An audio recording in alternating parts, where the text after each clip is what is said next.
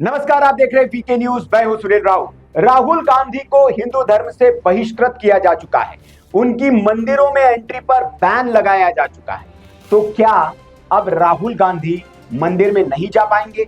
क्या कोई भी पंडित राहुल गांधी के लिए पूजा अर्चना नहीं करेंगे?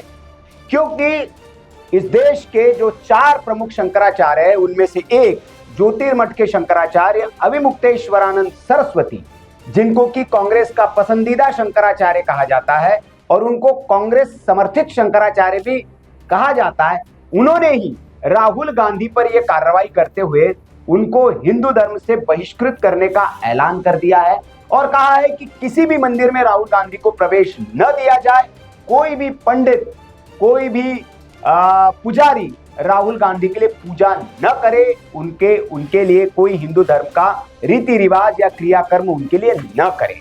अब चूंकि शंकराचार्य जी का यह आदेश है तो देश के मंदिर और मठ और पंडित पुजारी उसको मानेंगे, ये जाहिर है। लेकिन सवाल ये कि राहुल गांधी पर इतना सख्त एक्शन क्यों लिया गया और क्यों कांग्रेस समर्थित जो शंकराचार्य जिन पर टैग लगा हुआ था उन्होंने ही एक्शन लिया। तो इसके पृष्ठभूमि में जाना पड़ेगा आपको कि राहुल गांधी आए दिन ऐसे बयान देते रहते हैं जो हिंदू धर्म और सनातन के खिलाफ होते हैं। कई बार उनके दिए गए बयानों की आलोचना हुई, लेकिन इस तरह का एक्शन उन पर कभी नहीं लिया गया। भारतीय जनता पार्टी ने उनके बयानों को कई बार मुद्दा बनाया।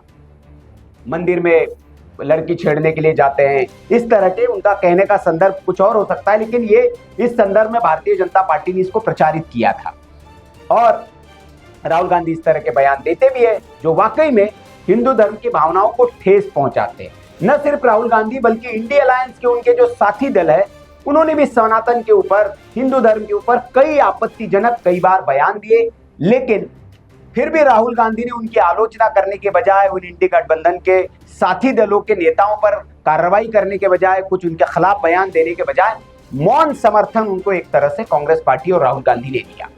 अभी वो अमेरिका दौरे पर थे, फिर उन्होंने राम को माइथोलॉजिकल कैरेक्टर बताकर फिर हिंदू धर्म के अनुयायियों को, हिंदू धर्म से जुड़े लोगों को नाराज कर दिया है और उन पर, कांग्रेस पार्टी पर एक और सवालिया निशान लग गया, क्योंकि पहले भी कांग्रेस पार्टी पर आरोप लगे कि राम को वो काल्पनिक पात्र मानते हैं। अदालत में उन्होंने ऐसा हलफनामा दिया था। अब सवाल ये कि ये कार्रवाई राहुल गांधी पर क्यों?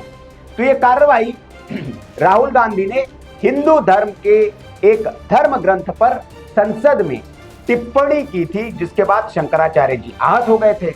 उन्होंने राहुल गांधी से जवाब तलब किया था, लेकिन एक बार जवाब मांगा गया, राहुल गांधी ने नहीं दिया। दोबारा रिमाइंडर भेजा गया, फिर भी राहुल गांधी ने जवाब नहीं दिया। फिर एक रिमाइंडर भेजा गया, फिर राहुल गांधी ने जवाब नहीं दिया। इस बात को 3 महीने बीत गए और 3 महीने बाद शंकराचार्य ने अब यह फैसला ले लिया शंकराचार्य जयंती के दिन कि राहुल गांधी अब हिंदू धर्म में नहीं है, उन्हें बहिष्कृत किया जाता है और उनके लिए कोई भी कर्मकांड नहीं करेगा और वो मंदिरों में नहीं जा सकते, उनके मंदिरों में जाने पर प्रतिबंध लगा दिया गया। तो राहुल गांधी ने क्या कहा था? राहुल गांधी ने संसद में मनुस्मृति पर सवाल उठा दिया। मनुस्मृति जो हिंदू धर्म के लिए भारत के संविधान से पहले जो हिंदू धर्म, सनातन धर्म का संविधान है, एक तरह से वो है। 18 स्मृतियां है कुल सनातन धर्म में, उसमें से एक स्मृति है मनुस्मृति। मनुस्मृति में जीवन जीने की पद्धति और न्याय कानून कैसे होना चाहिए उसके बारे में एक दर्शन है वो, जो बताया गया है और उसी आधार पर सनातन से जुड़े हुए लोग, हिंदू धर्म से जुड़े हुए लोग चलते हैं। लेकिन मनुस्मृति पर राहुल गांधी ने संसद में सवाल उठा दिया था। उन्होंने कहा था कि मनुस्मृति में यह लिखा हुआ है कि बलात्कारियों को खुले में घूमने दो और जो बलात्कार पीड़ित है उसको घर में बंद कर दो। उन्होंने कहा था कि ये संसद में नहीं लिखा, ये मनुस्मृति में लिखा। आप सुन लीजिए। And I want to start my speech by quoting what the supreme leader, not of the BJP, but of the modern interpretation of the ideas of the RSS has to say about the Constitution of India and about how he thinks India should be run.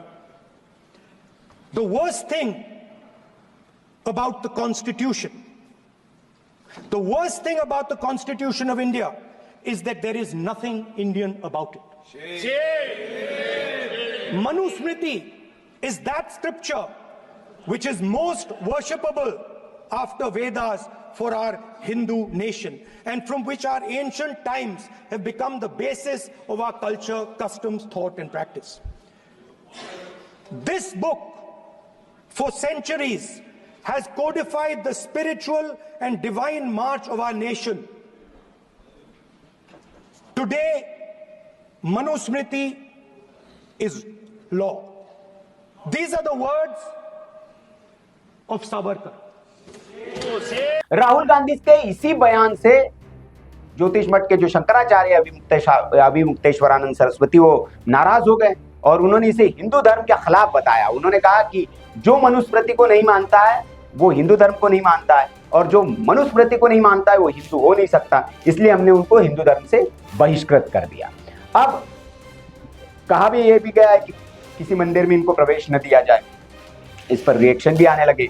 Acharya Pramod Krishnan जो कि कांग्रेस के पूर्व नेता रह चुके हैं और कल की पीठाधीश्वर है, वो संभल में कल की पीठ जो है उसके पीठाधीश्वर है, उनको उन पर इनसे प्रतिक्रिया मांगी गई तो उन्होंने क्या कहा आप सुन लीजिए। देखिए, राहुल गांधी हिंदू हैं या हिंदू नहीं हैं, इसका फैसला तो धर्मगुरु करेंगे और शंकराचार्य जी को ज्यादा पता होगा। लेकिन भगवान के द्वार पे तो कोई भी आ सकता है। सनातन की संस्कृति और सभ्यता, सनातन धर्म का सौंदर्य यही है कि हमने अपने द्वार पे आने वाले किसी आदमी को मना नहीं किया। भगवान के द्वार पर तो ईसाई भी आ सकता है, मुसलमान भी आ सकता है, भगवान के द्वार पे वो भी आ सकता है जो भगवान को मानता नहीं है, इसीलिए तो भगवान का द्वार है। तो शंकराचार्य जी ने अगर राहुल गांधी जी के विषय में कहा है कि वो मंदिर में उनका प्रवेश निषेध कर दिया जाए, तो मुझे लगता है ये सनातन संस्कृति के विरुद्ध है। सनातन जो सत्य है वही शाश्वत है, जो शाश्वत है वही सत्य है। इसलिए मैं इस फैसले का समर्थन नहीं करता। तो सुना आपने, प्रमोद कृष्णन हालांकि शंकराचार्य के फैसले के साथ नहीं है। उन्होंने कहा कि मंदिर में कोई भी आ सकता है और जो नास्तिक होता है वो भी आ सकता है। तो मैं तो फिलहाल शंकराचार्य के इस फैसले के साथ नहीं हूं, लेकिन बाकी क्या देश भर में जो संत समाज है या बाकी जो लोग हैं क्या शंकराचार्य के फैसले को मानते हैं, ये देखने वाली बात होगी। लेकिन ये पूरी पृष्ठभूमि है और राहुल गांधी ने जिस तरह के बयानबाजी की है, लगातार राहुल गांधी को ये झटके पर झटका है। एक तरह से कुछ दिन पहले ही कोर्ट ने राहुल गांधी को, जो वीर सावरकर जो इस देश के स्वतंत्रता सेनानी थे और महाराष्ट्र में जिनको पूजा जाता है एक तरह से, उन पर जो उनकी विवादास्पद टिप्पणियां थी उसको लेकर फटकार लगाई और कहा कि मामले से हम राहत तो दे रहे हैं, लेकिन अगर आप इसके बाद वीर सावरकर पर कोई बयानबाजी करेंगे तो हम स्वतः संज्ञान लेंगे और आपके खिलाफ कार्रवाई करेंगे। तो राहुल गांधी की जो अनर्गल बयानबाजी है उस पर लगातार अब एक्शन हो रहे हैं। एक एक्शन वीर सावरकर को लेकर हुआ, दूसरा वो जो सनातन और हिंदू धर्म के खिलाफ जो बोलते हैं उसको लेकर अभी शंकराचार्य ने फैसला ले लिया। तो राहुल गांधी पर लगातार इस तरह के एक्शन हो रहे हैं।